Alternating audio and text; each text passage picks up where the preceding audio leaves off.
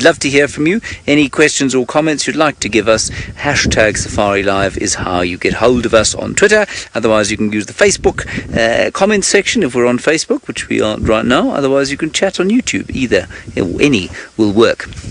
The first thing I'd like to know from you is, what do you think happened to this poor wildebeest? I suspect the murderous cat that put it up there, for I don't think it got up there itself, is around here somewhere, but possibly not quite as habituated as some of the similar cats at Djuma. Now that is because they do not spend nearly as much time around vehicles as they do down there, over here. Yes, that is correct. And so what we'll do is we'll just do a little drive around here and see if we can't pick something up. Definitely hung up there by a leopard, I imagine, and we'll just see if we can't find it. That's a young wildebeest, probably about 7 months old, and I find it slightly morbid that, well, probably its immediate relatives are sitting just over there, and, well, they don't look very sad, which I think is a bit sad. All right, let's go around. Let's see what we can find around here. The other members of the team today, Scott is across the river looking for cheetah. Brent Leo Smith is out looking for lions as well, and down at Djuma I believe we have Tristan and Tara also looking for bits and pieces at Djuma. So it's a full house today, and technical difficulties notwithstanding, we should have a fairly bumper show for you.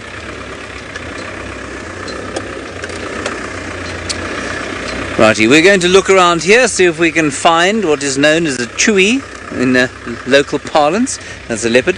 Let's head across to Tristan in South Africa, who has got something, well, a little larger than a chewie, but quite chewy still. Good afternoon, everybody, and welcome to our sunset safari from this side of the world, that being South Africa and Djuma.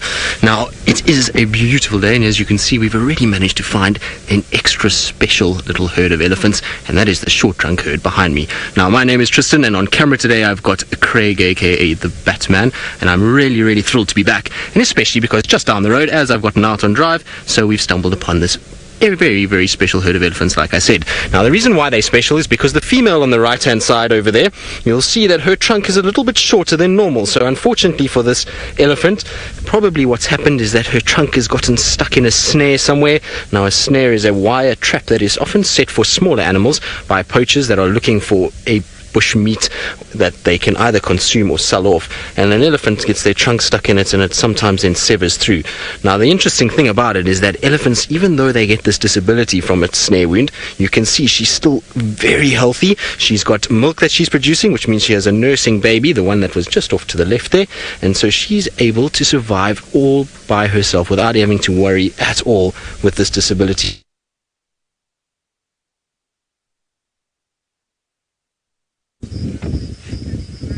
Hello everybody, sorry about that, not sure what happened to Tristan. Oh, we just got a very special bird there, and it's a cuckoo of some sort, and I think it's a white-browed cuckoo. If I'm not mistaken, that is indeed what it is, a white-browed cuckoo. Might be a new bird for many of you, if you are keeping a bird list. We were looking in the depths of that bush there to see if we couldn't find the leopard, but we found a white-browed cuckoo instead, which has now obviously disappeared. So we'll keep looking around here. We haven't got very far from where we were.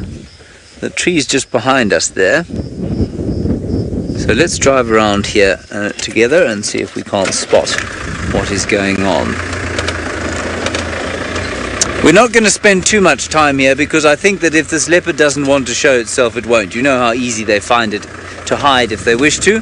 And so if this chap's feeling a bit shy, or it might not be a chap, it might be a lady.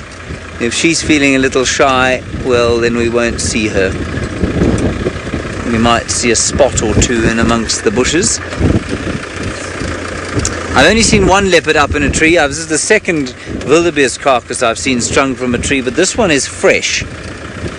And Karen, you say that is a new bird for you. I'm very pleased that we've managed to find you a new bird, the white-browed cuckoo.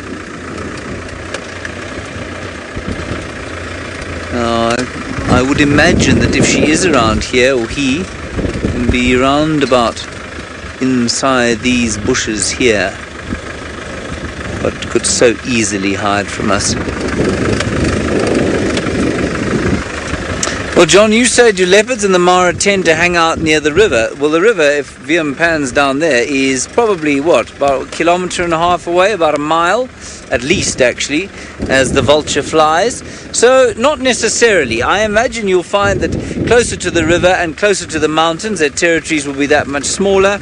And in these sorts of areas, when the wildebeest aren't around, of course, food not very plentiful, I think you'll find that the territories will be that much bigger. But I'm not holding out a great deal of hope right now that we're going to find this chap. I say chap because I think that wildebeest is possibly a little bit big for a female. Alrighty, let's go across. I haven't said this before. Back to South Africa, to Tara, who is at the hyena den.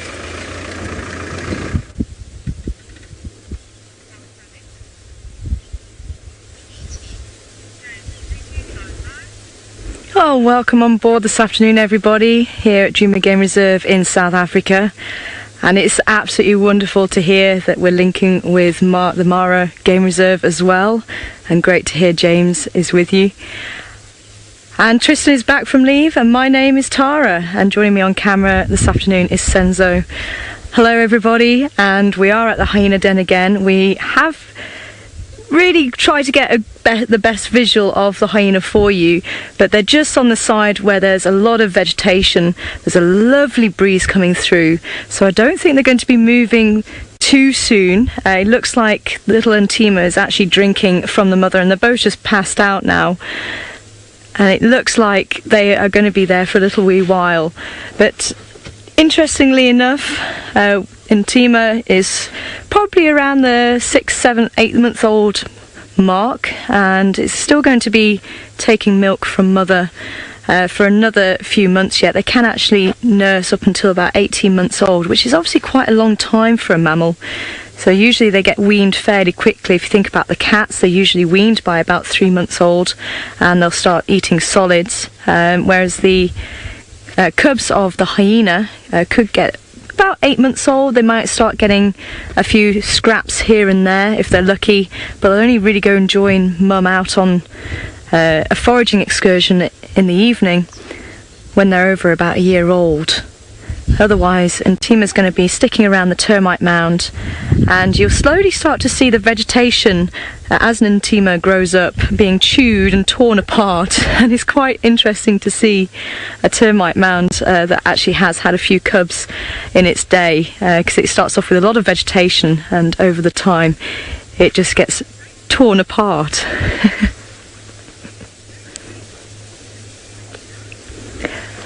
Welcome on board, Blue Shark. Great to have you with us this afternoon. Asking if this is a spotted hyena, and yes it is. But you can see, even now, you can see it camouflaged really well, and that's why animals tend to have markings on their body. It helps to break up the outline of the body. So even predators, if you think about leopards, they also have the spots, the rosettes, and then obviously the prey as well. It actually helps to conceal them from the predators, and when the predators are out foraging for an opportunity to hunt, it can help blend them into the vegetation, so it conceals them away from the prying eyes of the prey. Now, interestingly enough, hyenas are highly intelligent creatures, even though they don't always look it, and unfortunately they have a bit of bad press. But there is actually quite a big dominance hierarchy involved with the hyenas. So you have the females are very dominant, they're dominant over males, so it's a matriarchal society. But they've actually proven that hyenas can work together, and a high-ranking female is willing to learn from a low-ranking female.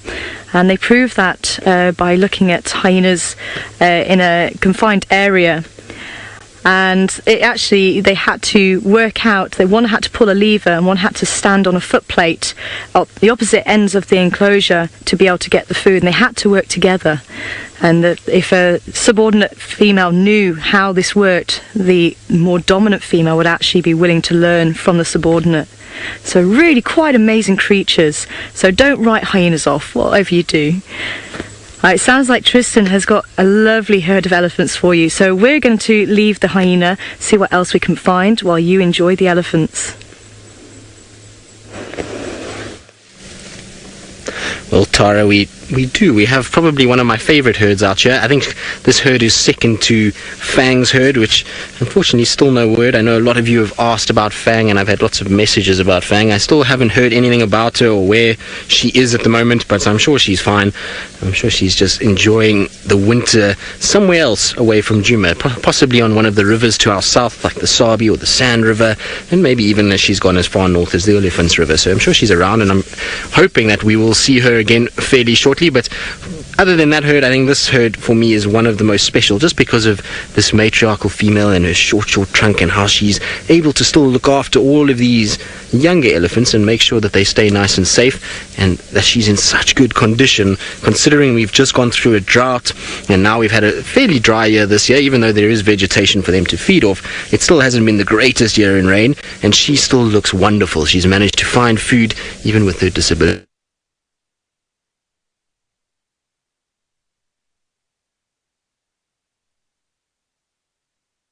Like our body, where our arm muscles all pretty much run linear, the elephant's trunk has muscles that run linear and around it, so it's able to manipulate that trunk in all kinds of ways, and that allows them then to wrap it around branches, even if they lack the little tips on the front that they'll use to pick up smaller things like marula fruits or any of the smaller twigs. They can still wrap their trunk around, and that's how she's able to feed. You can see they just slowly, one by one, coming past, with the littlest one now on its way. Hello guys. What a way to come back to Djuma.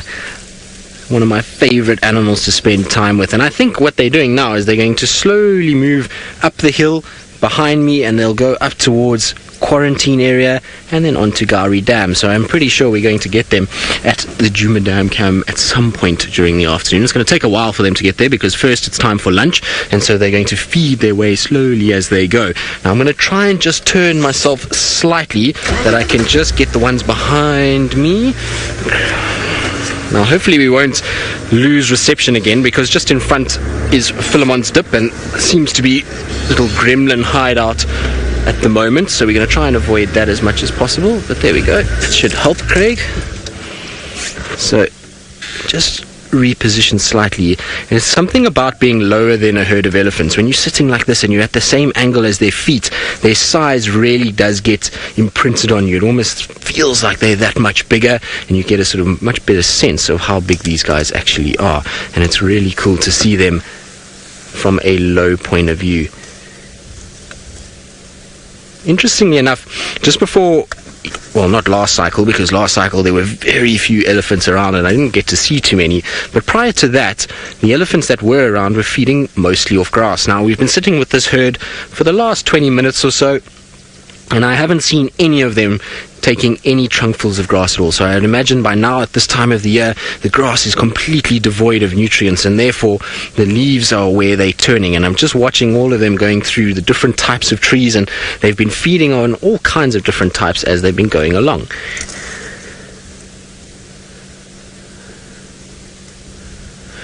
Now, John, you're saying, have I ever seen an elephant seed another elephant with its trunk? Now, I'm not sure I quite understand the question. Maybe if you put it another way, we can be able to code what you're trying to ask, because I'm not 100% sure in terms of what you're actually after. I see Short Trunk is just coming behind us. She's going to cross over shortly, and it's amazing to watch her, because she's got this very odd trunk that looks very funny now when she's looking up at us. So she's got her trunk up and sniffing, so she's sniffing up the hill, and there you can actually see just how much shorter it is than a normal trunk. There we go, look, she's busy sniffing. Just checking what's going on. There's a bit of a breeze that's coming from our northern side, and so maybe she picked up the scent of something on the air, and that's why she was just lifting her trunk and checking what's going on. See, she's now smelling us a little bit. Our scent is now blowing from us to her.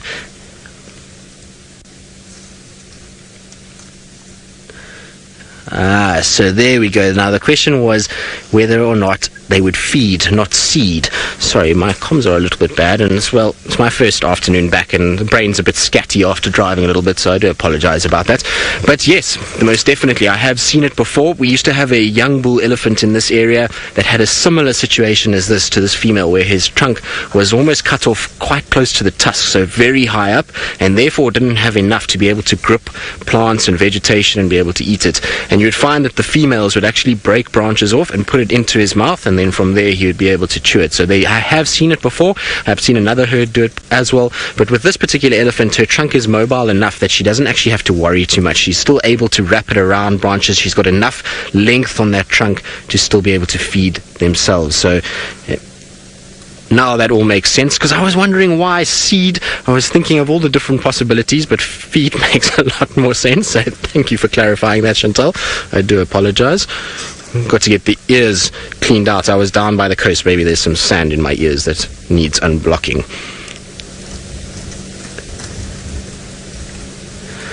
Now, I'm going to sit and enjoy the company of this beautiful, relaxed herd of elephants, because they are one of my favorites. And while I do that, I believe Brent Leo Smith is driving around in the Mara, and that's a name I haven't said for quite a while. So I hope Brent is well, and let's go across to him to see what he's going to be up to this afternoon.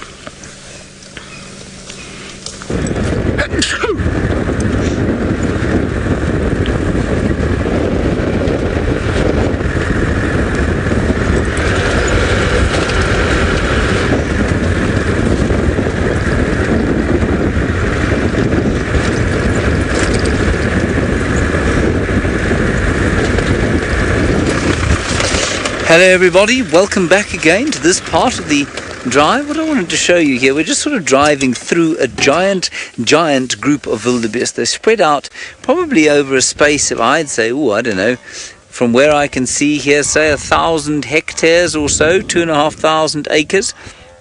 All of them shouting at each other. And there's one chap up here specifically, look at him there.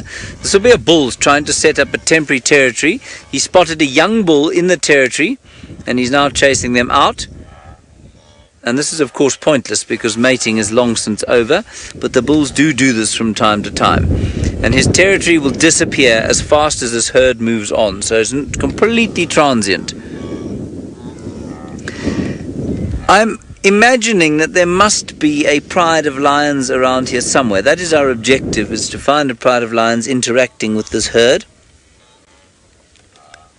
And the reason for that, of course, is that we want to see how the predators are enjoying the migration. Let us continue.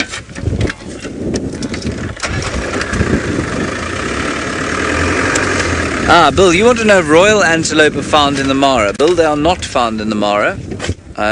I'm just going to check where they are found for you. I'll just get my book out, and for those of you who don't know what a royal antelope is, I'll show you a picture of it. Excuse me, just taking all my kit out. This is the best book for that. A for antelope. R for royal. Antelope. 1 second, everybody. You just... We don't need to look at me, Vim. We can look at the wildebeest migration. Or we could just look at me. That is your favourite, isn't it? You'll find that very funny indeed. I can't find the royal antelope. I've seen it many times in this book. Here we go, royal, 244. Phew! Thank you, Vim. Thank you so much. Alright, there is the royal antelope there. It is a tiny, tiny little thing.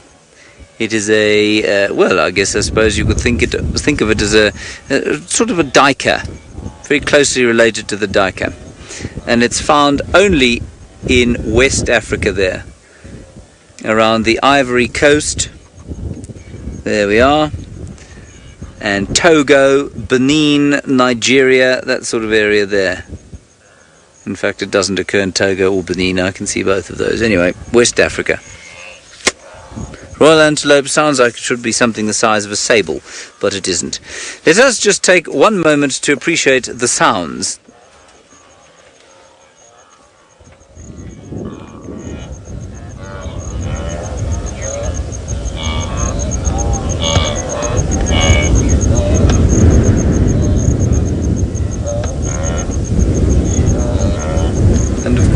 the other sound that you can hear is the sound of the wind that's coming up. And, well, the last few...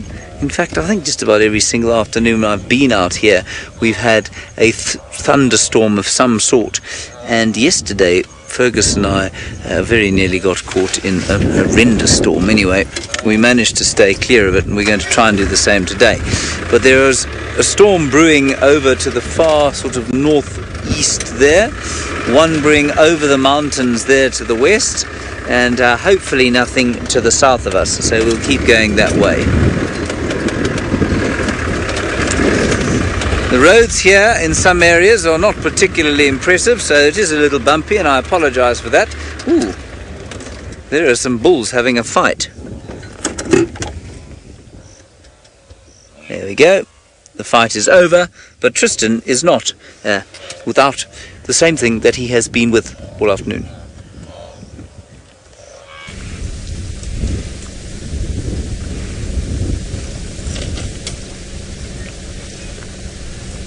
So we're still sitting with our beautiful herd of elephants. They actually haven't moved too far. They're in full feeding mode at the moment, and also with the weather that we've had today, strangely enough, there was rain around this morning, and it's quite overcast and a bit chilly, and so you'll find often when it's like this, if there's a bit of a breeze blowing, the Ellies will try and head into thicker, denser areas where they'll spend time feeding, and only once it gets a little bit later in the day and that wind starts to drop will we see them start coming out and then going and having a drink. So even though I think they will eventually make it up towards the dam camp, I think it's going to take quite a while for them to get there. You can see she's got still stuck by the termite mound, and I wonder if she might go up towards the mound itself. You often find elephants doing it, particularly because the termite mound contains a lot more nutrients and therefore better for feeding. Lauren, all the way from Illinois. Hello, Lauren. You want to know whether the short-trunked elephant can pick up marula fruits? I'm not sure, actually. I would imagine that maybe she's worked her way out, and also if you have a look at the way that that trunk is shaped, it almost looks as though the way it's healed, that there's a sort of edging towards that trunk that maybe she can manipulate and be able to pick up marula fruits. I wasn't here during the marula fruit season when she actually came. I sort of only saw her after the fruiting of those marulas, so it would be interesting to know. I wonder if maybe James or Brent or Jamie or Scott maybe has potentially seen this particular elephant feeding off marula fruits before, but I certainly haven't.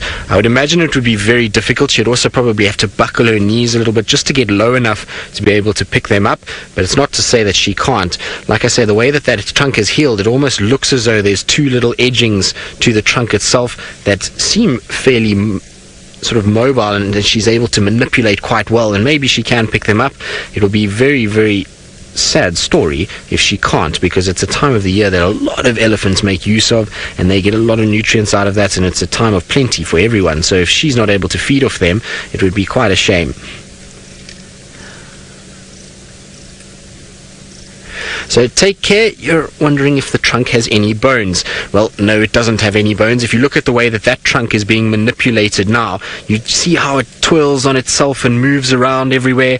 It can't do that if there was a solid bone structure in there. So there's not even any cartilages in there. That is all muscles that runs down. So it's all the way up into the nasal cavity, and that's where you'll get the connective tissue and then the bone forming on the skull itself. But the trunk itself has no bones in it whatsoever, and they need it not to have bones because that trunk has to extend, it has to shrink, it has to wrap around things, and bones would mean that they wouldn't be able to do half of what they can do. Remember, with our arms, if it wasn't for the fact that we had digits on our hands that are able to grip things, we can't bend our arms around branches, and it would be the same for the elephant, and it would really limit their ability to be able to feed. And so they have to use their trunk to be able to get round and to manipulate and to try and get all the different types of vegetation that an elephant needs to survive. Remember, elephants, they're going to be feeding off grasses, roots, leaves, and so they need their trunk to be fairly maneuverable to be able to get all these different kinds of food items that they get out here. But it looks as though they are going to start disappearing into a wall of vegetation. This area here in front of us is very thick and very dense, so I think I'm going to leave them for now. I'm going to go and check around what else there is about and see maybe if we come back a little bit later, if they don't pop out somewhere closer to the dam where we'll be able to see them again and hopefully get them having a little drink. So I think that's what we're going to do now, and leave them be and let them have their afternoon of feeding. Right, now while I leave our beautiful herd of elephants and go and explore the southern parts of Djuma and see what's been around over the last few days, let's go across to Tara, should I say, not Taylor, all these T's, there's 3 T's now, and let's go see where Tara is and what she's up to, and to send my apologies for calling her Taylor.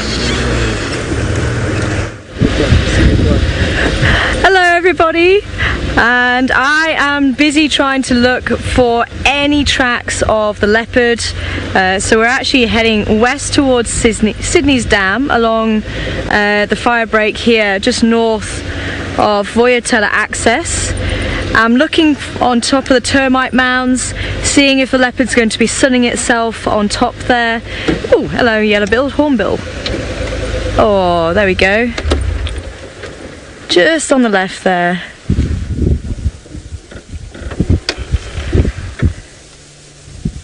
There we go, in the sunlight.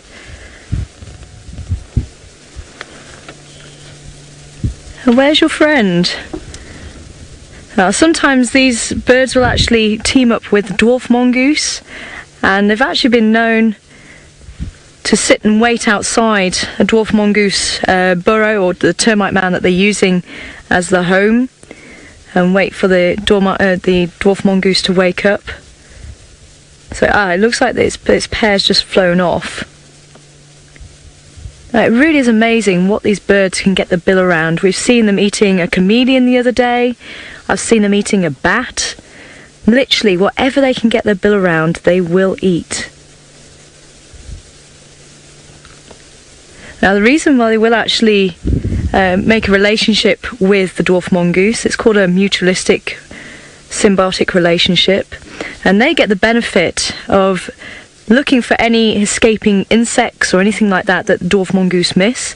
The dwarf mongoose actually benefit because, as you can see, they sit up in the branches, so they've got obviously a much higher view over everything, and they can give any alarm call of any predators that could prey on the dwarf mongoose, because they are in fact the smallest carnivore in South Africa.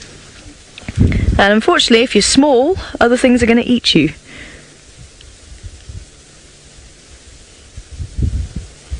I just love the way they strut their stuff. There might be some ants on the ground that he's eating. They will search through animal dung as well, so especially when it's the fruiting season, they will search through elephant dung for the marula fruits that haven't been digested fully.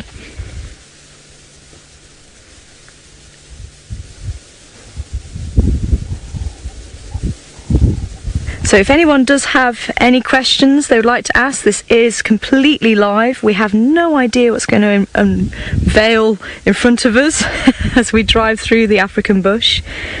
So if you'd like to ask any questions, send them through to #SafariLive. I will be more than happy to answer them for you this afternoon.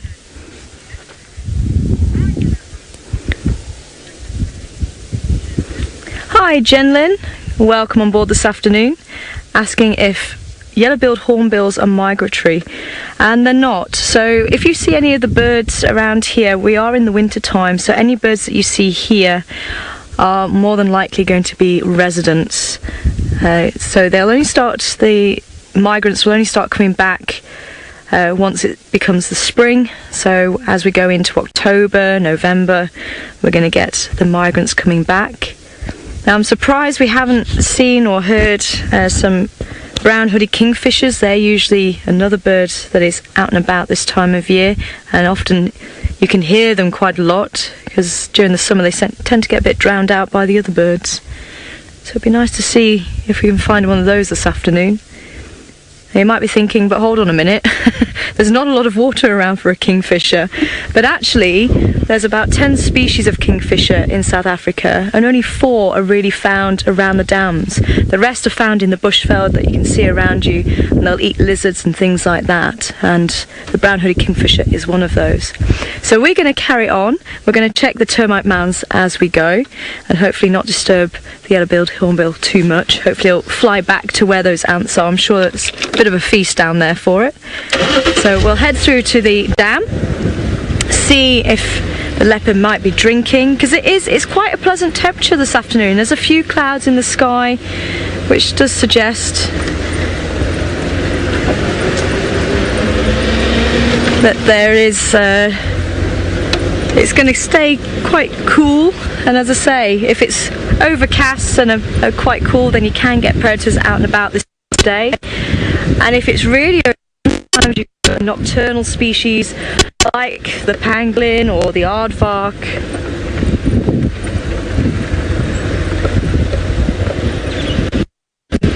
So I think as we look for tracks, we'll keep you posted, of course. And it sounds like it's going to join us on drive this afternoon. Hi Brent, I hope you're well.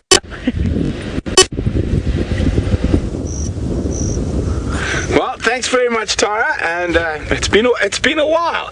Now, of course, my name is Brent Smith. I have Manu on camera, and I'm heading south at a rate of knots. I got a report that there were masses, hundreds upon hundreds of thousands of animals moving from Tanzania back into Kenya.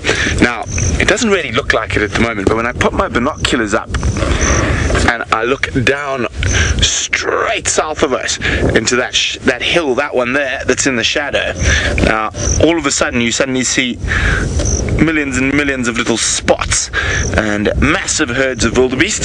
So we're hoping that there's going to be some interesting stuff happening down in the south. There we go, lots and lots and lots.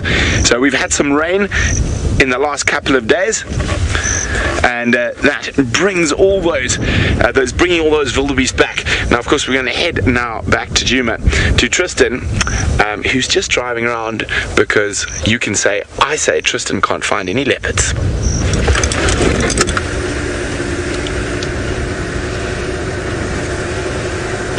Now we're going to try and see if we can't check Treehouse Dam and then down towards Twin Dams and hope that there's maybe a little spotted cat. Also, I'm interested just to see what the dams look like after a few days of drier weather, although I believe it did rain one of the days that I was away. So it'll be interesting just to see how they're looking and whether or not there's been any change. The bush itself looks fairly similar, if not a little bit drier, but really not too much of a change. I suppose I was only away for a week, so not really much changes in that time. Out here it takes a little bit longer than that, but I will check and just see Treehouse and see what's lurking and sitting about.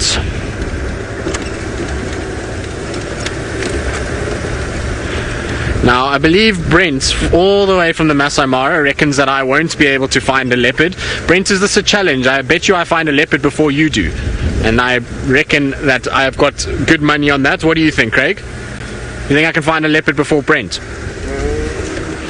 Come on, Craig, you're supposed to support this team. So Craig says, yeah, he thinks so. So hopefully we'll be able to find a leopard. And wouldn't it be nice if Hosana or Shongile was just sitting at Treehouse Dam? That would certainly put a little dampener in Brent's step, although not that he ever gets down about any of these things. He'll just drive him to find a leopard quicker, that's all. So hopefully he can find a leopard in the Mara. It seems as though he's had a few sightings of them, and unfortunately there's not going to be a leopard sitting here if there's a whole bunch of impalas that are bouncing around over the road. So you can say they're just jumping over from the dam itself. So I highly doubt that there is a leopard sitting anywhere too close. We'll have a little look around anyway, because we know sometimes Hassan and Shongile are a little bit on the sneaky side. But while we do that, I believe James Henry, who's outdone Brent and myself and has already found the first predator of this afternoon. Well, I'd love to say it was me, everybody, but it was Kakaya, who's our game guard sitting on the back of the car, spotted this animal as I was whizzing past. Young male lion, don't know who he is, but if you look just over the top of his head, you may see the dotting of ants on the horizon. They aren't ants, of course, they are the canoeing gnu's of the migration. So we're going to sit with this cat and see what he does. He doesn't look very full to me. He looks like he has probably, well, I don't know, he's probably eaten in the last day or so, but if you're a lion in the migration, you've almost always eaten in the last day or so. The trick is going to be to get around this small laga, aka trench. I think that's been dug by the road crew. So we're just going to go back onto the road and around, and with any luck he will continue his merry way towards the wildebeest and eat one in front of us. It'd be very nice of him. So that is our objective. That's the trifecta we're looking for here while the migration's in town. 1, a wildebeest. 2, a predator. 3, very importantly, signal. We've got all 3 here. That's very seldom happened to me.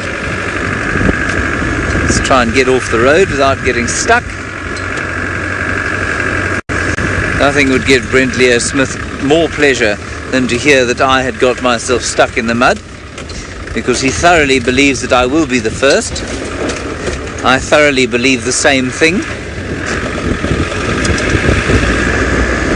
There we go. We'll just go around this man-made alaga.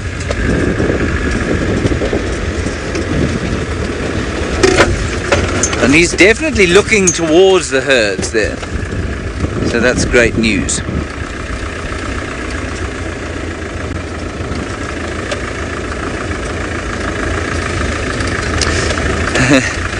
Hello, our beard. You're wondering if a young male lion's beard starts off as a mohawk, his mane. Our beard, yes, absolutely, his mane does start off as a mohawk. It's not the most attractive thing when they're young. It's a little bit like, you know, when a young boy starts to develop his first beard, or in Brent Leo Smith's case, his current beard. There we go.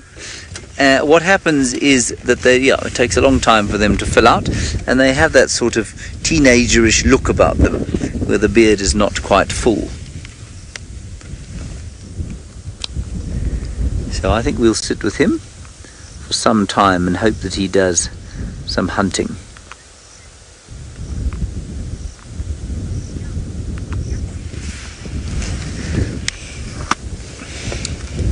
That's interesting, John. I don't know the answer to that question, really. You say, do young males find it easier to hunt because they've got a smaller mane than the big males? I don't think so, John. I think they're both very effective hunters. I don't think the big mane makes a big difference. I don't think it slows them down. I think what you'll find, it actually provides protection. I don't know if how many times you've watched a takedown, but I don't know, go to YouTube and Google a slow motion takedown of a lion catching a zebra or something like that. They hit the ground very, very hard often, and often their prey is, well, sometimes weighs twice what they do. And that means, of course, that the potential for injury is huge. So if you've got a big, thick, shaggy mane to protect your vulnerable neck and head region, then I imagine it must be, well, like wearing a sort of sponge over your head, if you like. So I don't think it slows them down. I think it probably helps prevent injury. But they're said to be slower than the females. I don't think I believe that. I don't think that a male lion is slower than a female. He's bigger. He's therefore got more reach. He's stronger. So I'm really not convinced that a male lion is any slower than a female at all. I think what you'll find, though, John, of course, is that a young male lion like this might have to hunt a little bit more than an older male who will sup on the proceeds of his pride. Whereas this chap won't be able to do that. And this chap, he is pretty full, I must say. Anyway, we'll sit with him for a while and see if he doesn't go to get on the hunt again. Let's head back down to South Africa to, well, the most common antelope down there.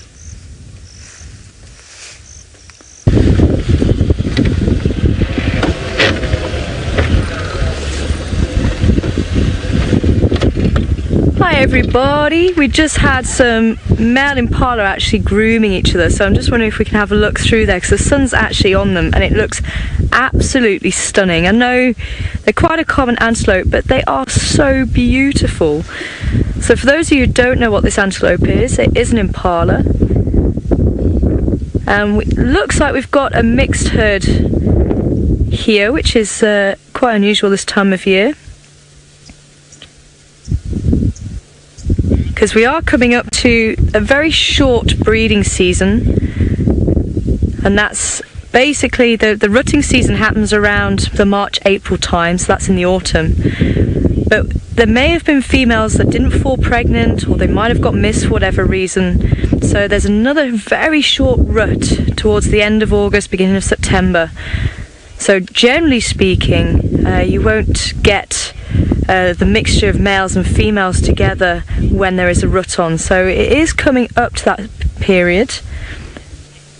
But once the rut is over, then it is normal to see male and female mixing together, because the more eyes and ears to detect predators. Paul, welcome on board, Paul. Interesting question from you, asking why is the pronghorn, which is obviously found pearl.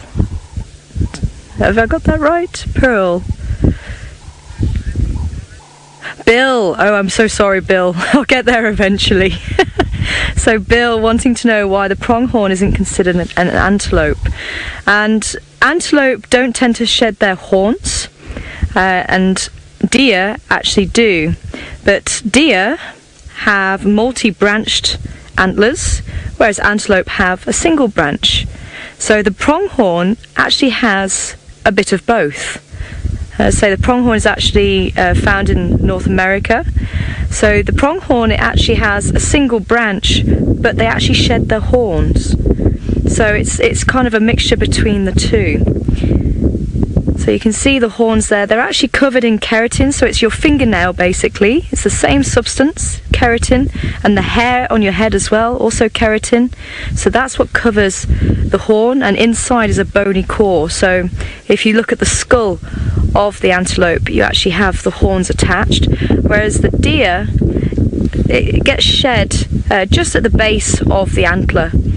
So each year they'll grow a new set, and that new set will have a bit of skin over it, and the velvet obviously helps to protect the antler as it's growing, and then you see the covering as it comes through. So I was hoping we might get a little bit more into... Oh, there is a couple of males. Let me just move forward, because they are actually grooming. Just see if we can get them in the sunlight there, because that is absolutely beautiful, just through there. So you might see them sparring a little bit, but as I say, when there's no reason to fight, they will actually groom each other as well, keep each other nice and tip-top condition. Oh, this is interesting. Look at that behaviour. Everybody's just stopped what they're doing and ears are forward. What's going on? They're all wondering, but I can actually see there's a male impala probably about 80 metres away. There's another female as well walking towards the herd. So unfortunately this time it's not a predator. But that's the behaviour that we look out for to see if there is a predator around. And if we actually started getting them snorting, then we know it is a predator. But you can see they've all gone back to doing what they were doing. So we have the allo grooming, just means that they groom each other. And it should be the other little male should actually return the favour to the big male. And apparently he's decided that he's not. Hi John, welcome on board this afternoon. John wanting to know if impala are the only antelope that have a second breeding season. And as far as I'm aware, I think they are. I might have to do a little bit of digging for that one. Because wildebeest are also seasonal breeders, generally speaking, so that they can actually coincide with the rains basically, and that's what really happens. Even the antelope that don't have a breeding season, they tend to peak when the rains arrive, and that's to give their youngster the best start possible. So obviously when there's a lot of vegetation around, there's a lot of nutrients available, so if the mum can actually get the nutrients, then obviously she can produce the milk needed to sustain her offspring, and then there's enough food for the offspring once they are weaned. So nothing else is springing to mind at this stage, John, but if anything does, I will let you know. So we're going to leave the impala because they've just headed off into the bush. So I think, yeah, they're settled for now, but at least we know where they are. So if they do start giving alarm calls, then at least we know where to find them and start looking for a predator. But speaking of predators, I believe James might have one of the largest predators in South Africa for you. Enjoy, everybody. Well, and in Kenya, of course. Yes, there are 2 antelope that have... Oh, there... go again with that. There is an antelope, or not strictly an antelope, I suppose. It has 2 breeding seasons. It is the springbok, of course, of South Africa, the national animal of South Africa. Favourable. Impala will sometimes do it as well. And we know that Impala do have 2 breeding seasons, but they don't necessarily breed twice, if you know what I mean. So those that don't go in the first one will get pregnant in the second one. But I have definitely read and heard that springbok will sometimes breed twice a year.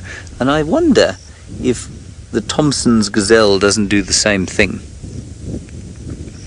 This lion is neither a Thompson's gazelle, nor a springbok, nor an impala, nor does he have any form of distinct breeding season. And his ilk, of course, will only breed once every sort of 3 years or so. Now, I mean, he has eaten something over the last, I'd say 12 hours or so. And I'm in 2 minds as to whether we should remain with him, but we're so close to the herds that I think we probably should. Oh, Janet, you say, I think there are more leopards, lions or cheetah in the Mara. Janet, I'm 99% sure that you'll find that there are far more lions than there are anything else out here. Oh, there's some zebra coming straight towards him. See those, Vimpy? They're just straight over the front of us.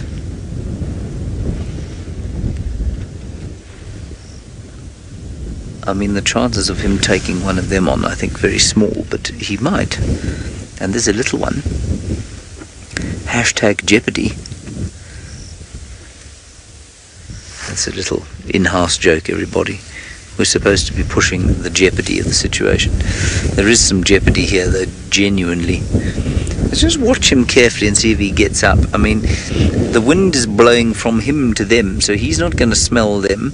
I have some theories about them smelling him, and I think it would be quite interesting to see if he's very well hidden from them, and I don't think that they're going to pick his scent up, and I think that's because lions don't smell. I know that might sound ridiculous, but I think they take a great deal of care not to be smellable by their prey. And they're very fastidious about staying clean, we know that. They're heading off sort of in an opposite direction. It's a pity we parked where we are, because I think you'll find... Ooh, look the other way. Just behind you, chum. Behind you. Just there. Just behind you. Look. Yes. Yes. Keep going. Yeah. Yes. Just turn. Turn your head. Turn your... Yes. Yes. Well done. Now go and catch one. Go on. No one's going to do it for you. There's a little one there. No? Not interested. Grass is long, it's perfect hunting conditions, windy, they can't hear anything.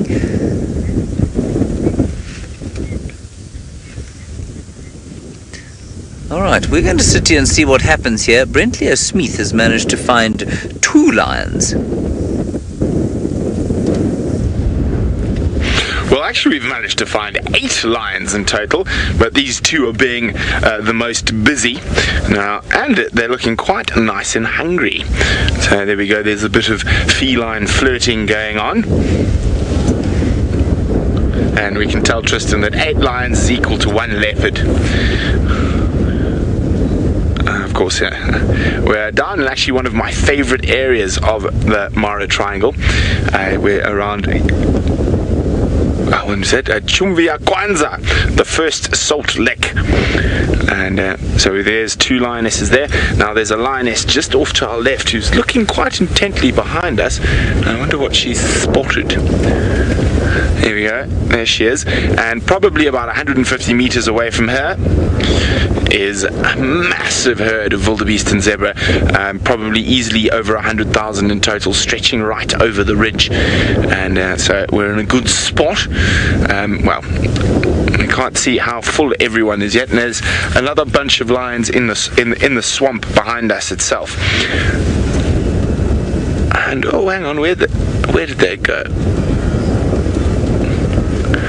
Well, apparently Tristan has found a leopard, but Tristan, I found my lions first, so I win. Boo-hoo, bear. Sorry for you. Okay, let's go see what Tristan's found.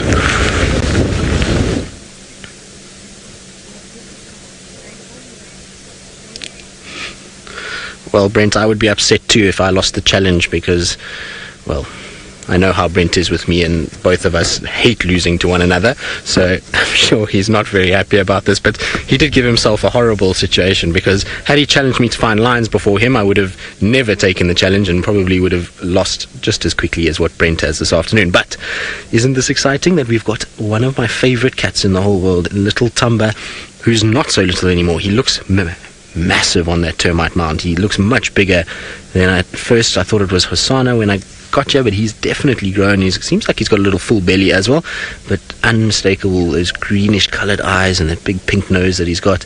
So there we go. Isn't he looking fantastic?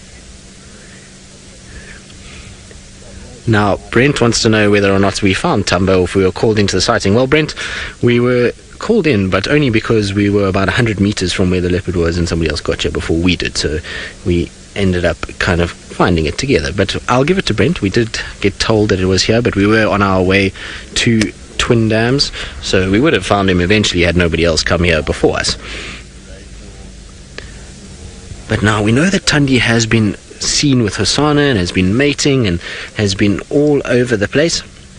And so I wonder if now little Thamba is off on his own, and wouldn't it be fantastic if he spent the majority of his time down in the southern section, little Hyena in the central areas. Oh, and a big yawn. Isn't that magnificent? He looks so regal on top of that mound at the moment, and I suppose it is a overcast grey bed weather day, so sitting on top and having a bit of a rest like that is absolutely perfect. But I'm sure many of you are as excited as I am to see Thamba. I don't know when the last time he was actually seen. I think it was still when Ali and Taylor were here before they went on leave.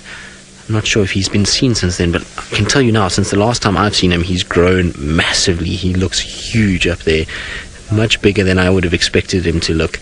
It might be because I also haven't been around for the last few days, and you kind of forget just how big these cats can be. But judging by his legs and just his body, he definitely has grown a little bit.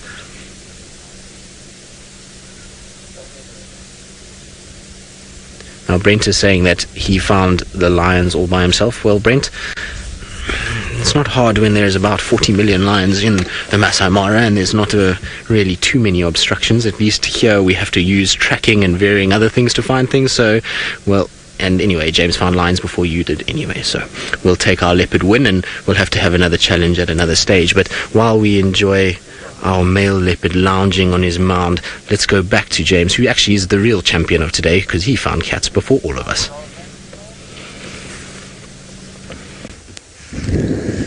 Well, I'm going to hand that straight back to Tristan and say I think the finding of big ears was a much greater achievement than my finding this fat lump here. He's done nothing, I'm afraid. I think he's too full. It's either that, or as VM says, you know, zebra's difficult to catch for a male like this, I suppose, so he might be waiting for the cover of darkness. But he's certainly looking their way. Now remember that a cat is the ultimate opportunist, which means that even if he is full of wildebeest, which I suspect he is, he will certainly give it a go if the opportunity presents itself and it's quite easy. But I don't think that anything's going to be easy in this light. They're very wily and very fast. As he is now asleep with his tongue hanging out. It does make him look distinctly less than intelligent with his tongue sticking out like that. Now he's not panting, so he's not going which is what happens when they've just eaten a huge meal, but he is breathing quite heavily. And that indicates that he hasn't eaten he has eaten in the not too distant past. but he may have spotted a youngster. Ooh, that's interesting, isn't it, boy? Yes. Go on. Get up. Go and do your thing. Be a lion, like everyone expects you to be. Don't lounge about. I know you're a teenager in lion terms. That's no excuse. No. Too difficult to move. At least he moved when we first found him.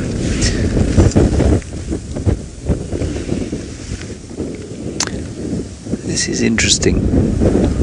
I think you'll find that Wiem also said to me, he said, just check around here there aren't some lionesses.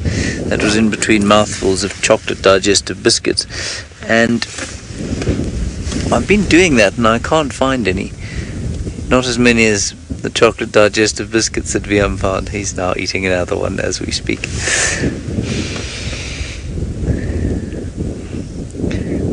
Now look how perfectly coloured he is. He's the perfect colour for this area. And as I said when I first got here, people were saying, is it more difficult for them to hunt here because they don't have the same cover that they do in South Africa?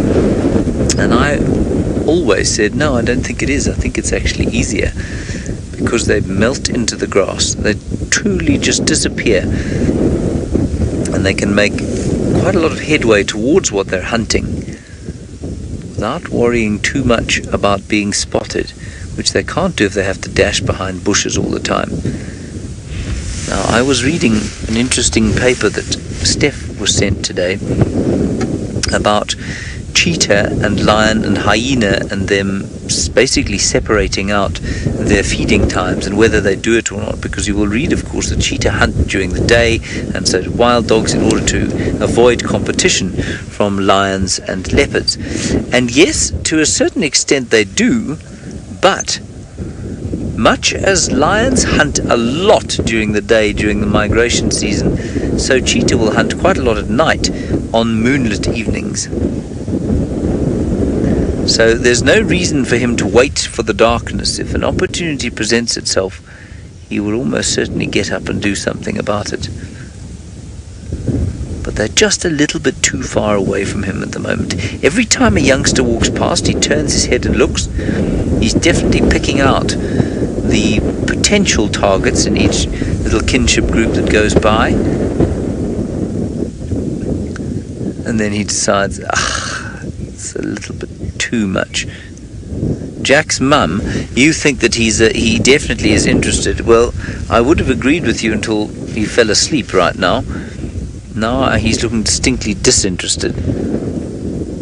Yes, put your tongue back in. It makes you look silly. Alrighty, the zebra have passed, but Brent's lions still have many amorous intentions.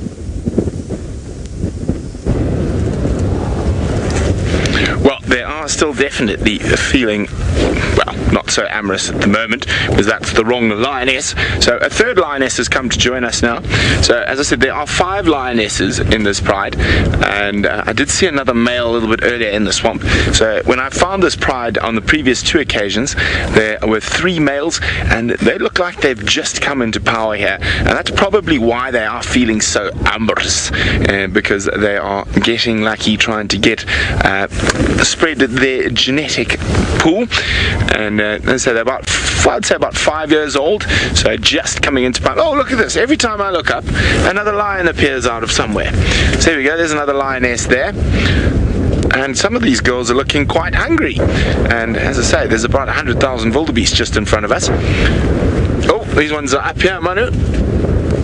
There we go. You can see he's been walking through the swamp as we come round. You can see the black mud. He's obviously had a slip into the swamp. Now, this is quite exciting. So I really like this pride, and I actually spent the one that TV show with them. And here we go. She's a little bit fuller than the others. Let's go see where they're off to. Now, I I'm going to go taking some pictures for James's character wall of this lot, because we don't have any good ID shots on these girls yet. Oh, hello, quickly. So he was chasing the other lioness, so obviously she's not so amorous, or not feeling so amorous, and she's just chasing. There's a buffalo in the background as well. There we go, he's got a bit of a limp. I don't know what happened there. He just decided that he definitely did not want the females being friends.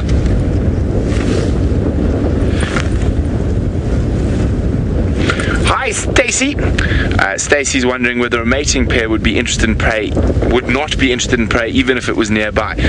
Well, Stacy, they definitely would, if it was opportunistic. So they're not going to really go out. But I'm looking at her. I think she's trying to get rid of him. I think she wants to go hunt. She's very hungry in comparison to the other lionesses.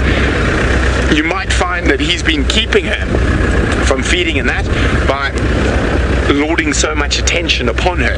So I think that's what's happening there.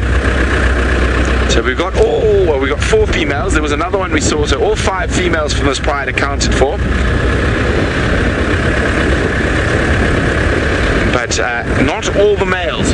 Now that's not unusual when they're mating. They're probably not far away, but he'll try keep the other members of his coalition away, so he is able to have first rights. And she will mate with all males in the coalition, and it just depends on when and who and what. And male lion coalitions hierarchies change constantly, so depending on who's been injured, who's been hurt, it can depend on which male is going to be mating at that particular time. There we go. See, she wants to go look at the wildebeest, which are right in front of her.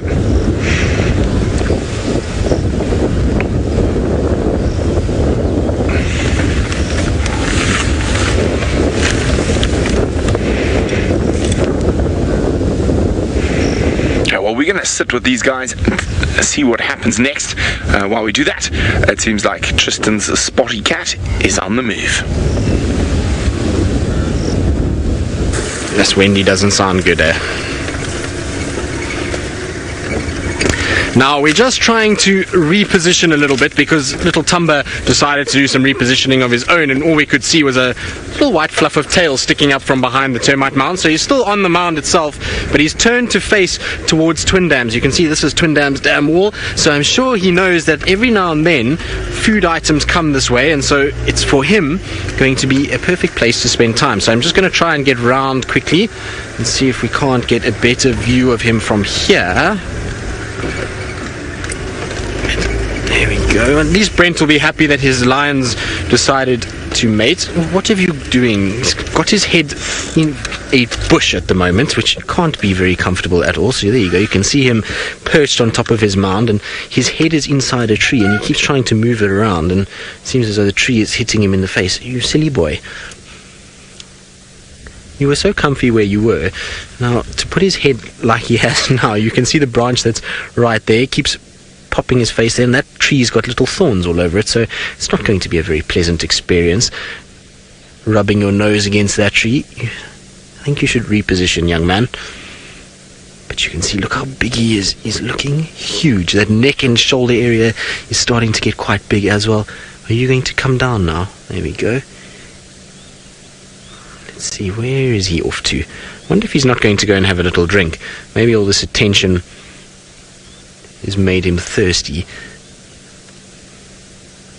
No, we're going to sit there. Craig, I'm going to go back for you a little bit. So I'm just going to roll back because there's no need for us to actually drive because we're on a nice slope.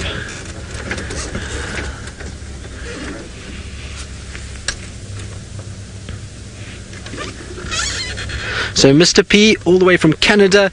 Hello, Mr. P. You want to know how old is Thamba and when will he be on his own? Well, Thamba turned a year old in July, early July, so he's just about a year and 1 month now, and he seems as though he's in the process now of being left by his mother. Thandi has started to mate and is starting to find males, and so she'll be slowly but surely starting to push him out, but he still probably is with her. I have seen it with leopards when they do start mating. It takes a bit of time until they are able to actually kick their previous offspring off, and you'll find that they'll mate once or twice, and they'll then come back to their young one, and they'll spend a bit of time, and then they go back and mate again. And only if she starts to actually fall pregnant and she feels like she's pregnant and she's got young ones inside will she then really kick this young leopard away, and he'll have to go off on his own. So for now, he's probably still dependent on Thandi, but she is definitely starting to look and to start moving around, and the process of him going on his own is definitely started, which is also quite young,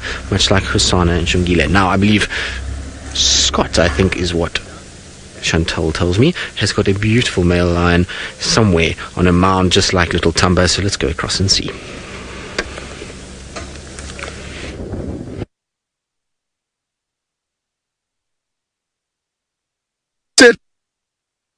Cute youngster.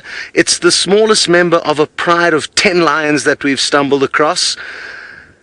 Unlike James and Brent, I am on the eastern side of the Mara River. There's a whole clump of lions back there, one or two more over there, and it's me, it's Scott. Good to have you with us. For those of you who don't know me, it's pleasure to have you on board. I'm teamed up with Ferg, and we've actually come out into this area in the hope that we were going to find some cheetah, but quite a few of the rivers that we needed to cross to get into the area where the cheetah are flowing too strongly, so we couldn't cross into the area where we wanted to get to. You can see there's a lot of cloudy weather out there to the east. We've had a little bit of rain already this afternoon, but most of which fell late last night, as I'm sure Brent and James have already told you. And isn't it wonderful that all three of us traversing the Mara have found you lions, and Tristan has found you a leopard, so it seems like an afternoon littered with big cats. These guys are quite well fed, and the reason being is there's large amounts of wildebeest in this general area. We can't see too many from here, interestingly enough. Actually, across on the hills there are a few, but most of them are actually behind us to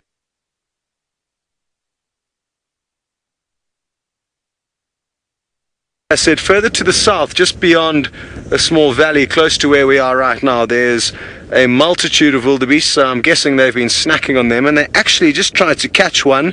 There was a lone bull that came through, and he nearly came unstuck. So a good message there, and that even though they are full-bellied, they will take whatever opportunities arise.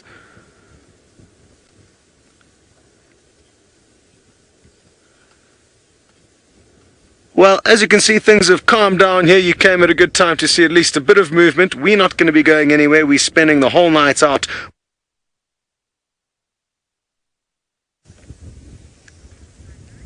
Very, very exciting that we have so many kitties out here. Right, we have action here, everyone. Let's go for it. There's a zebra coming down the road. Here we go. Kirsten, are we going FB?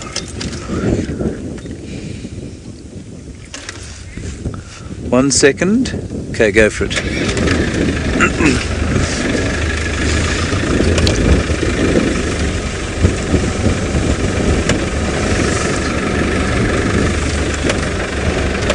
I'm going to wait right here. In fact, I'm not. I'm going to turn them. I'm going to just get around the other way.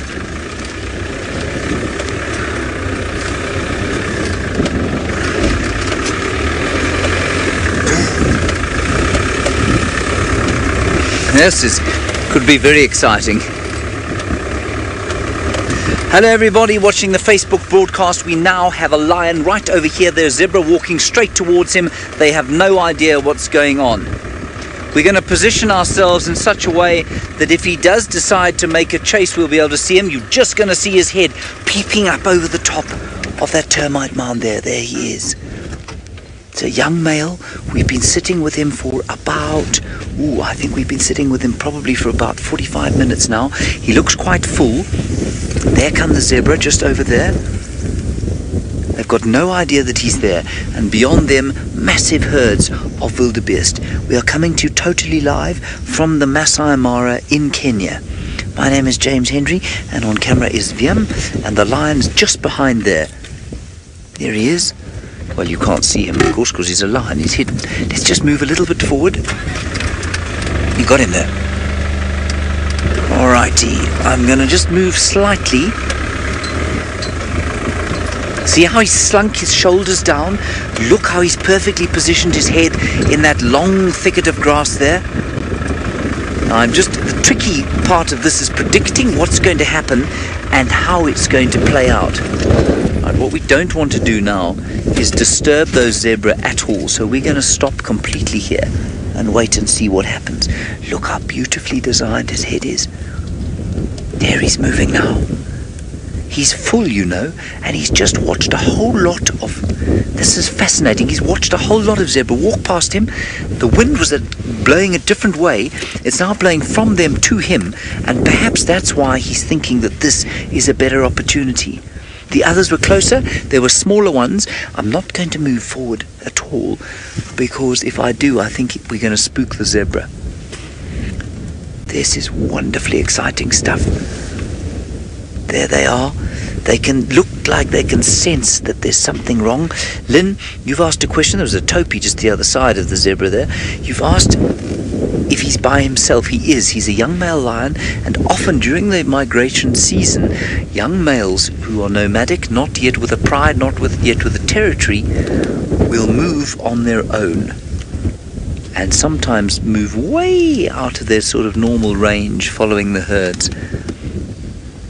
Now you can see the leader of the zebra herd there, probably the oldest female in the group, looks a little bit suspicious.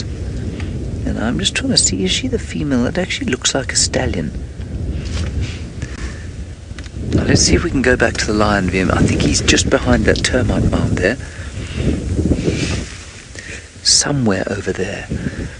Like I say, I'm not going to move, because if I do, the zebra are going to move in the direction of the topee that you saw. There, we'll just watch very carefully, and the important thing here is to just keep an eye on the grass, because although we might think that he's behind that termite mound, he could very easily have moved through that long waving red oat grass. He is the perfect colour, and I think it's so interesting that he chose to move into the thickets of that grass rather than using the termite mounds. He's the perfect colour, as I said. Now he could be anywhere in there. I'm not sure where, so our task is to try and spot him, A, and B, make sure that we catch him when he runs. He's nowhere near close enough yet. Even if he was at the very edge of that grassy patch, he would still be about 40 meters from them, and he needs to be within 20 meters or so. That's about 70 feet at a sort of minimum. So let's just have a look here, unless there's a youngster that he manages to separate out. But there isn't a youngster in this group. Way in the background I can hear more zebras shouting. These chaps are very suspicious. They think that there is something up here. Now Dale, you wondering how strong a lion's bite is? I can never remember the figures exactly here. Crocodile is 3,700 pounds per square inch. A human being, Dale, you have a bite of about 120 pounds per square inch. And if I'm not mistaken, a lion sits round about 800 pounds per square inch, I think. I could be wrong. So very powerful, and certainly powerful enough to take out one of these zebras. He would be able to do that on his own. He's probably about 3 years old, which means that he's got through the difficult stage of learning to hunt. And I've just had a communication, which I'm just going to ask Kirsten to check. She said 3,700 pounds per square inch, but I think that's what a crocodile is. I'm going to sneak very, very slightly forward, everyone. There we go, about 1,000 pounds per square inch.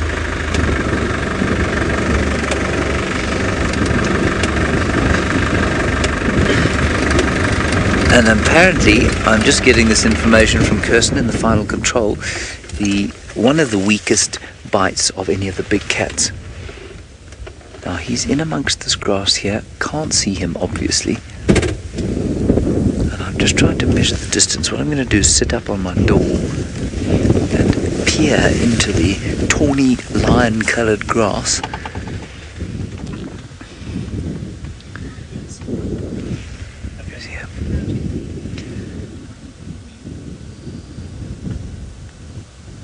Now what, Steph? Sorry, you've asked something about 1,000 psi. I missed it. Kakaya, who's our game guard, has spotted the lion in there somewhere. Have you got him there, Bill? And what, Steph, you say you can confirm that a lion's bite is 1,000 psi. Thank you very much. That is pounds per square inch, so that's the amount of pressure applied per inch.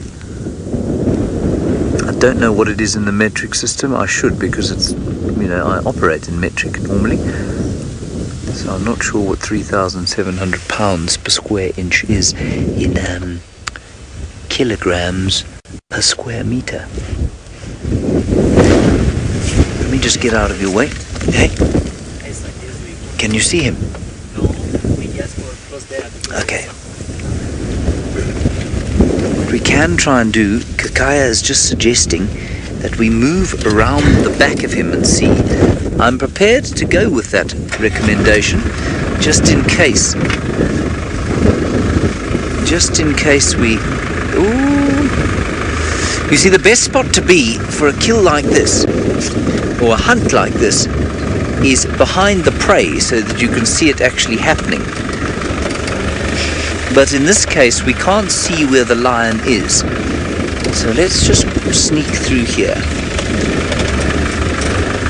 And of course, being around the backside of the zebra is the most difficult spot to be,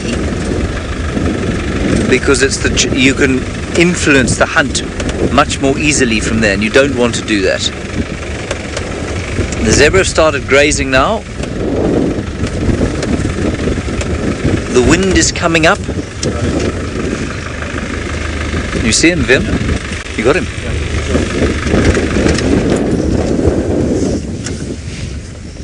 Oh, there he is. Terry, you're wondering how fast a lion can run and how fast the zebra is. Terry, a zebra can probably run at around about, well, certainly probably close to 80 kilometers per hour or 70 kilometers per hour. You'll find a lion not much slower than that. Oof, this is getting close. Yeah, I'm going to switch off here. You see him there?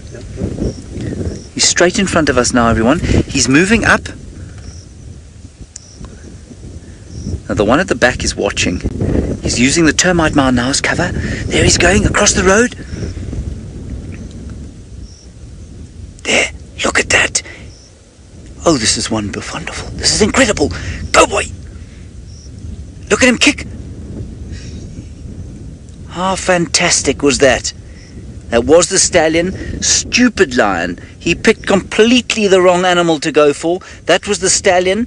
And you saw how immensely fast he was as he got out the blocks there.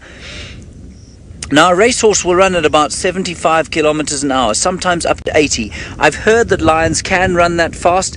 I don't think you'll find that a lion in a sort of, well, let's say 400-meter race, quarter-mile race, could keep up with a zebra. But over a very short distance, yes, quite possibly. Wasn't that spectacular?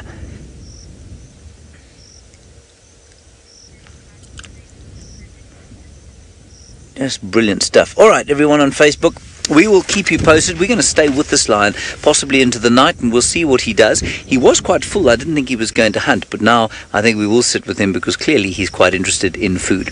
We'll see you next time around.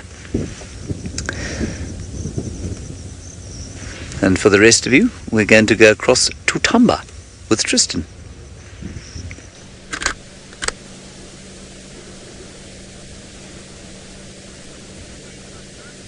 Well, little Thamba, as we suspected, might be a bit thirsty and has now come and had a little drink from Twin Dams. I wonder where he's going to go from here. He was facing southwards and then he decided just to come down the dam wall, and you can see now he's having a really nice drink on the edge of the water. And he's been watching some of the terrapins as well, and I think he's a little bit unsure as to where he actually wants to go from here, but it looks like he might go back up towards the dam wall. It's quite a common characteristic of younger leopards. They often like to use height and to be able to see, so from the termite mound to now up on the dam wall itself to be able to see what's going on. So I'm going to just quickly reposition ourselves so that we can see what's happening. But look how he's... Oh, that's quite cool. He flattened his ears just to look over the dam wall itself. So he had his ears down and he was just watching what was going on the other side. There we go. Now he's decided he's going to carry on. Now I'm just going to try and see if I can't get onto the other side of the dam wall, and then hopefully we'll have his little face peering over. He's such a beautiful leopard that if we can get the front of his face, that will be absolutely perfect. So let's see what we can do. I'm sure we can. And it's just going to require a little bit of ingenuity on our behalf and a bit of maneuvering to try and see. Now I don't want to stop this side because of the light, so I'm going to try and see if I can just get around a little bit here. Let's see, if we go and we park right here, it should be absolutely perfect. How's that, Craig? I think Craig should get a good view on that. Look at that, isn't that beautiful? Now I was saying earlier that being eye level with elephants is one thing, but being eye level with a leopard is extra special. So we are being spoilt by little Thamba today, as normal with him though. He is an individual that does spoil us.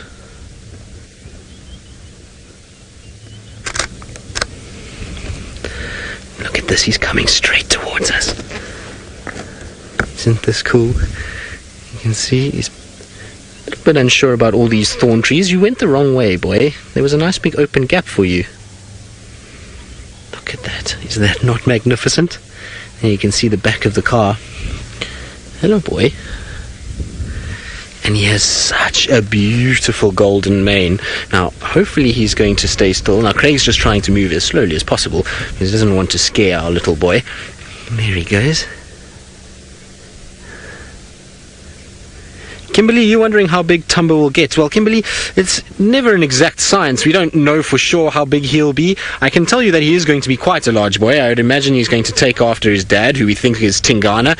He's got that same bulky appearance. He's already developing quite a deep chest area and a big head, and he's got massive feet for his age. So I would imagine that he's going to be quite a large individual, but difficult to say. Look, you see now he's seen the Franklins, so he's going into stalk mode with the Franklins.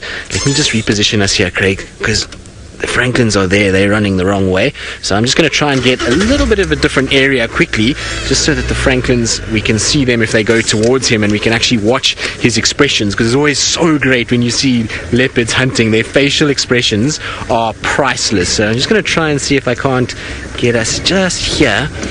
Now the Franklins themselves are busy running around all over the place. They're both in front of us and behind us, so we'll be able to see perfectly from here. There we go, Craig. There should be a nice gap on his face. There we go. So you see how clever he is already. Even though he's a young individual, he's using those tree stumps, which is not very much cover, but because he's right out in the open, those at least provide some sort of fraction of cover that he can use, and then he can be able to start stalking towards Franklins. A young leopard of his age is going to be feeding off Franklins quite predominantly at this sort of time. He's going to learn to hunt on them, he's going to run at them, he's going to stalk them, and that's all going to stand him in good stead for later in life, when he's now going to start hunting things like impalas. That fleet-footedness that he's going to have to practice to get hold of something like a Franklin is going to be very helpful when he targets the small mammals like duiker, steenbok, and varying others. I think the Franklins have moved off, and that's why little Thamba has stopped really going into a stalking pose. You can see he's got his head up now, and he's just watching what's going on and watching the coming and going of the vehicles that are in the area.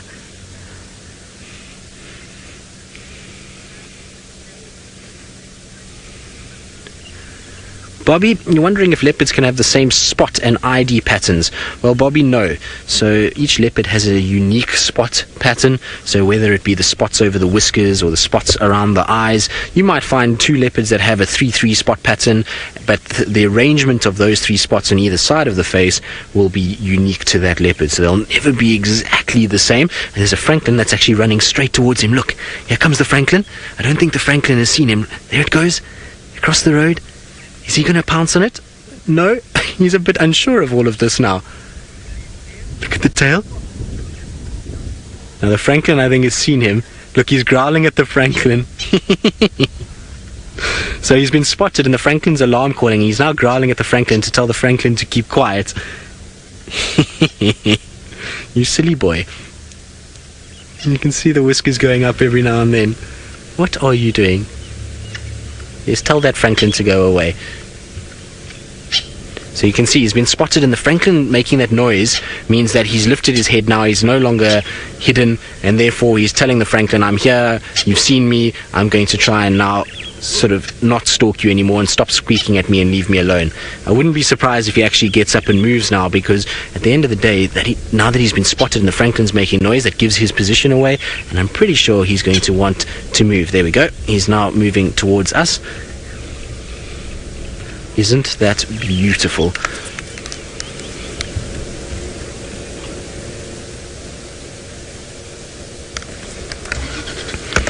Seems like he likes the back of our car. He keeps walking right near it, and I think he might just head into a little area just behind us that we know that Husana and Shungile love as well, and he might go into there for a bit of shade, because it's still quite warm this afternoon now that the sun has come out, as well as it's really good cover, so he'll stop all of these vehicles and Franklins and all of those kind of things really getting too close to him. He can get into a thicket like this, and it will be the perfect camouflage for him to be able to then hide away.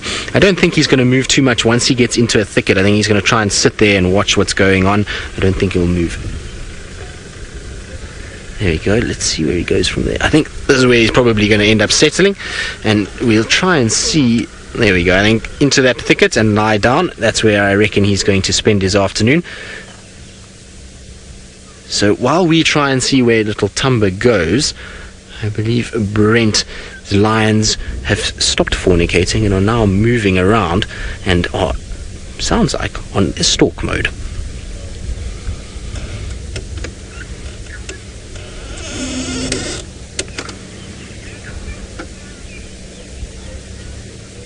Now I believe Brent is still got a few gremlins, so instead we're going to go to Tara, who's now waging in on the predator afternoon and has got predators of her own, which is fantastic, because I think this is the first time that we've had 5 different vehicles, all with cats.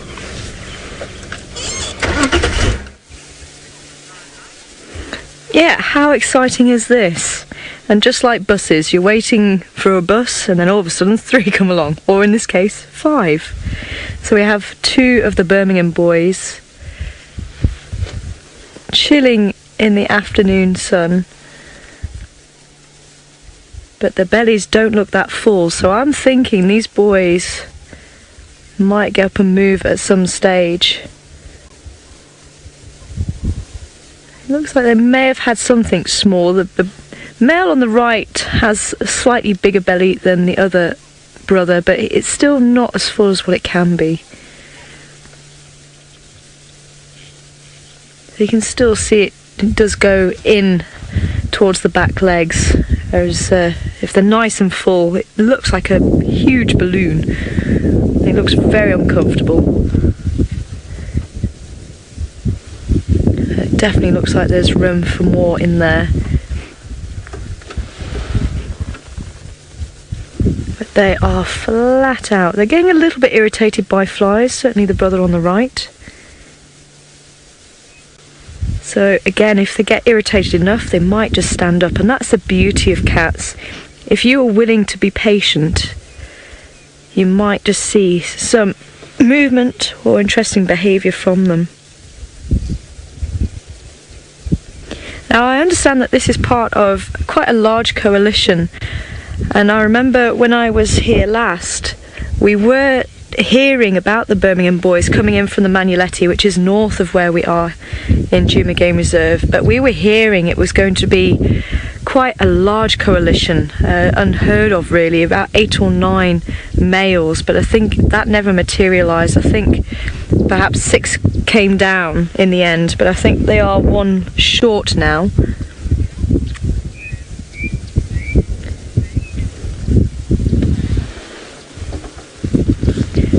So they are the big boys now in the area. I think they chased off the Majingi lions. I haven't really heard about them. So they are the main boys in this area. So I think there was a question coming in from John. Hopefully I've got the name right. And John, good afternoon. and John wanting to know if the manes of the lion makes them more open or more visible to prey.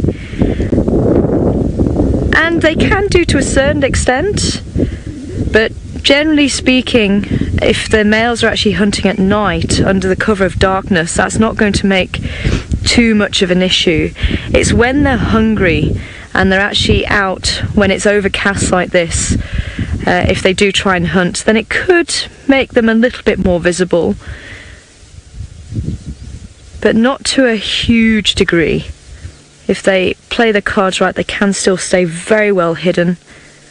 But of course, it's the bulk of their bodies that really help when it comes to hunting. And we did get asked a little while ago if males actually initiate the hunt. And generally speaking, most of us haven't seen a male initiate a hunt, but apparently Taylor has with the Charleston Pride, which is found, the Charleston Coalition, who they're found about a few kilometres south of here. And she has seen the males initiating a hunt, but generally speaking, if they're with the females, the males can help, they can conserve their energy, the females can hunt, and if there's any other males in the area, that means the males still have the energy for defending that pride against any intruders. But as I say, males are actually very good hunters in their own right, and they can get involved in the hunt, especially if it's a buffalo, lending their weight to that if needed.